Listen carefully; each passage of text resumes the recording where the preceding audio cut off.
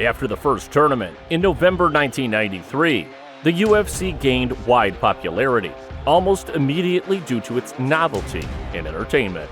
But the brutality of the competition and how the organizers promoted it, in particular by advertising the tournaments as fights without rules, quickly attracted the attention of critics. Senator John McCain and the local authorities did their best to shut it all down. And after the disastrous UFC 9, where for the first time the tournament format was not used and the audience was bored watching the card fights, the organizers needed to gain momentum. Therefore, by popular demand, the organizers decided to return to the usual tournament format and also debut with a new promotion star and future MMA legend. On July 12, 1996, the UFC 10 tournament took place, where, according to the traditional Olympic system, 8 fighters fought for victory. At the time, fans were mostly into the tournament style, as it was thought to add an element of stamina to the fighters. The event was broadcast live on pay-per-view in the United States and was later released on VHS. Then, the legendary Bruce Buffer, who is still an indispensable UFC ring announcer, announced the fights in the octagon for the first time. But there is another fact that has become important to the history of the development of mixed martial arts.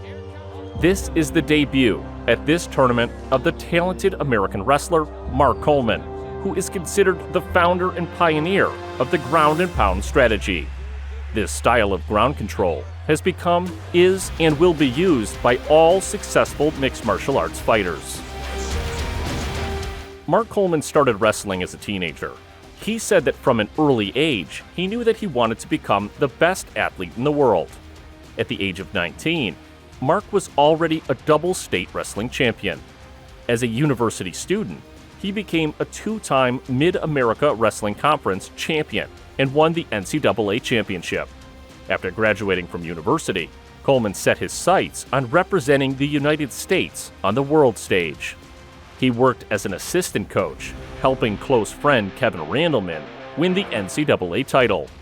During his coaching years, Coleman used university gyms to stay in shape for competition, a move that paid off with a gold medal at the 1991 Pan American Games.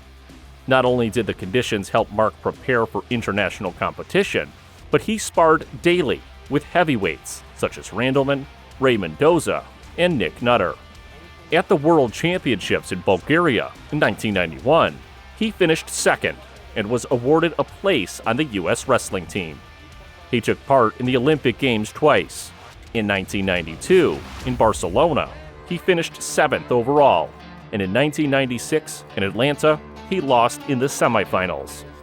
Mark was lucky that a new sport, mixed martial arts, began to take shape around the time his wrestling career came to an end.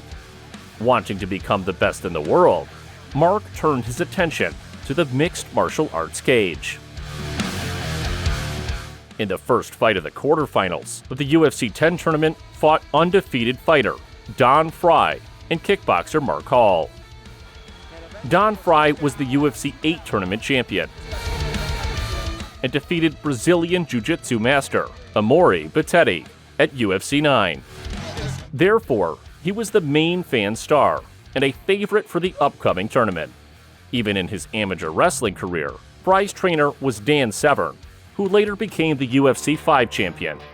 In the quarterfinals of the UFC 8 tournament, he won the record for the fastest knockout at the time, sending 410-pound Thomas Ramirez to sleep in just 8 seconds. Don Frye's contender, Mark Hall, went 3-1 and was famous for his 42-second stoppage of 390-pound world sumo champion Koji Katao at the previous UFC. When the fight started, Hall landed a good spinning kick to the ribs of Frye, but immediately Don had a beautiful slam and took control of the parterre. Frye started hitting the ribs, and after about a minute, bruises were visible there. The entire battle took place on the ground. Hall occasionally tried to strike from below, and Frye concentrated his attack on the opponent's body. And these were heavy blows to the ribs, accompanied by a loud sound.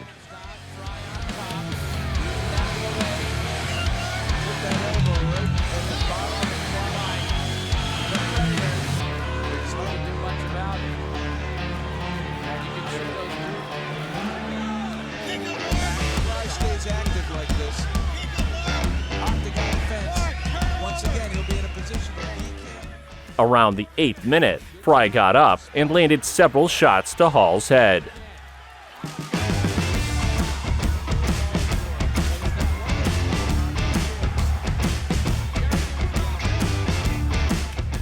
In the 11th minute, the referee Big John McCarthy stopped the fight due to Mark Hall's too passive defense. He was indeed exhausted when he got to his feet.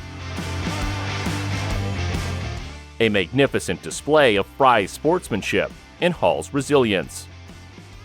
Don Fry made it to the semifinals of the tournament, and Mark Hall went into the octagon twice more against Don in the future, but lost both times and ended his career with a negative record of 5-6. In the second fight of the quarterfinals, Brian Johnston and Scott Fiedler made their debuts against one another in the octagon. Both guys were listed as kickboxers with some wrestling skills, and both are pretty big, with the same height at 6'4" and weighing over 220 pounds. The fight quickly and unexpectedly turned into a wrestling match. Immediately after the bell, Johnston threw a hip shot and missed with a hard soccer kick. Then immediately another throw and an unsuccessful attempt to get out of the twisting of the heel from Brian.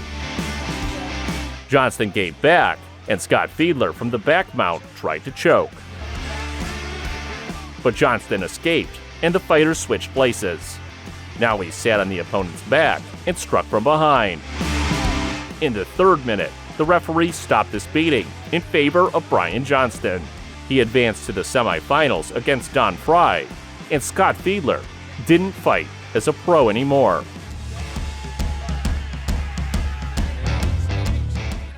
Debutants Mark Coleman and former Israeli karate champion Moti Horenstein entered the 3rd fight of the quarterfinals. The organizers advertised both fighters as newcomers, but Coleman was the most decorated world-class fighter to ever compete in the UFC octagon. The commentator noted that Horenstein is similar to Jean-Claude Van Damme, but more rigid. The Israeli fighter started with a front kick, while Coleman went to the legs and took the fight to the ground. Mark immediately got into a full mount position and turned on his hard grounded pound. Horenstein defended himself as best he could and tried to block Mark's blows. From side control, Coleman hit a knee to the head, and then he delivered several heavy blows to the head. Horenstein covered his face with his hands, and Big McCarthy stopped the fight. Coleman scores an impressive win on his debut and advances to the semifinals. Moti Horenstein had a total of 7 fights and won only 1. In the last fight of the quarterfinals, the already experienced Trinidadian kickboxer with a 2-2 record, Gary Goodridge, nicknamed Big Daddy, fought against John Campatella in his debut. After the gong, Campatella ran to his opponent and ran into a series of tight hooks from Goodridge. John made a throw through himself, but the fighters quickly got up. The athletes grappled in the clinch, where Campatella dominated and delivered a powerful blow to the back of the head. Goodridge unexpectedly pulled his opponent down, but managed to roll and saddle Campatella. 4 heavy left-hand strikes are taken by the head of John Campatella, and Big John McCarthy stops the fight. Big Daddy goes to the semifinals, where he will fight Mark Coleman. For Campatella, this was the first and last fight in his professional career. Don Fry and Brian Johnston faced each other in the first bout of the semifinals. Both fighters took almost no damage in the quarterfinals and came into the fight in good spirits. Only Fry's right eye was a bit swollen. The confident gait of Don Fry, with which he walked towards the enemy after the gong, impressed everyone. He immediately made a pass, but Johnston countered him well with a knee and punches. In the long clinch, both fighters landed a lot of punches. There was a good series of punches to the ribs from Fry, and then the initiative passed to Johnston, and he discharged a good series of punches. Fry had a takedown and had some control on the ground from behind. Lots of body shots from Don.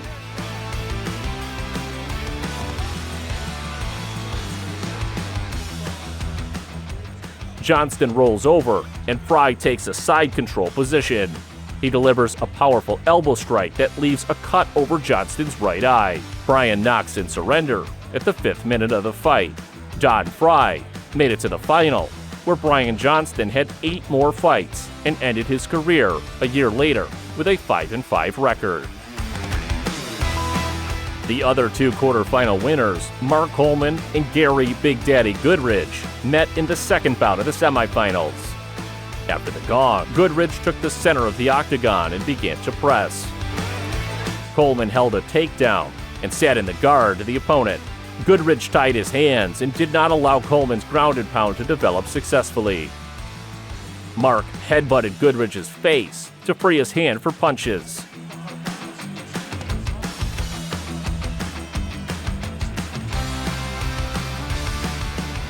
Gary managed to get up, but Coleman controlled him from behind and landed some solid uppercuts and hooks to the head.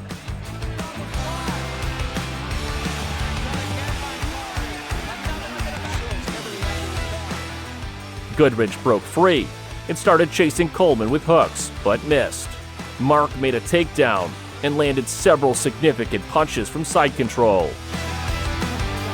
Big Daddy gave his back and immediately gave up as Coleman tucked his legs in for a chokehold. Mark Coleman in the final, and Gary Goodridge had a long professional career, not only in MMA, but also in kickboxing, on account of his victory over UFC champions Don Fry and Oleg Taktarov.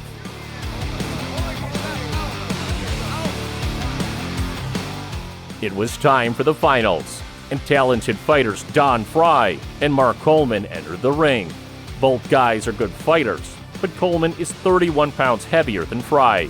However, a lighter fighter is likely to have more staying power in the standing position.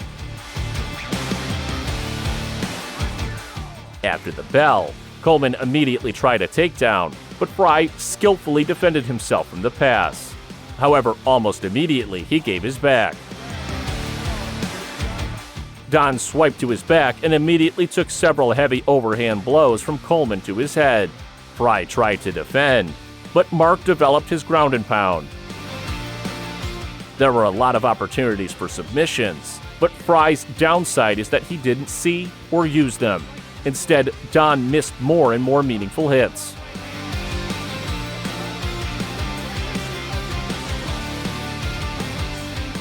Fry eventually got to his feet thanks to Coleman's careless grab on the head. Both fighters looked exhausted. Coleman ate the hit, but brought Fry back to the canvas of the octagon. He turned his ground and pound back on, but the referee stops the fight to look at Don Fry's condition. The audience hums with displeasure, and Mark also resents this incomprehensible respite for Fry. After the break, the fighters fought in a standing position for some time, but Coleman took his back, broke the defense, and tried to go to the chokehold.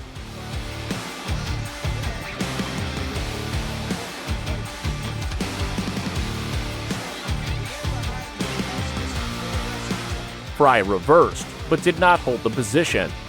Coleman lifted him up and landed a powerful right hook to the head as he lowered him. Immediately, another series of blows to the head were eaten by Fry.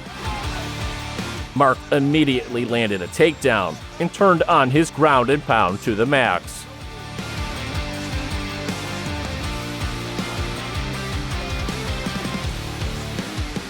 After several headbutts from Coleman to Fry's face, Big John McCarthy stopped the fight at 12 minutes. Mark Coleman completes his impressive debut by inflicting Fry's first loss and becoming the UFC 10 tournament champion. Don Frye would go on a 9-fight win streak to win UFC Ultimate 96.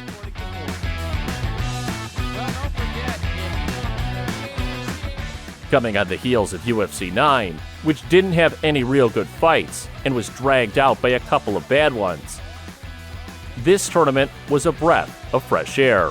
There was a lot of action in almost every fight. It was one of the best tournaments, as there were no substitutes called in, and there were no bad fights at all. Historically, it was then that the ground and pound style was born.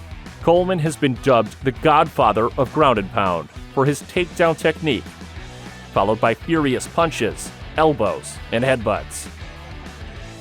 This type of combat strategy earned him the nickname Hammer.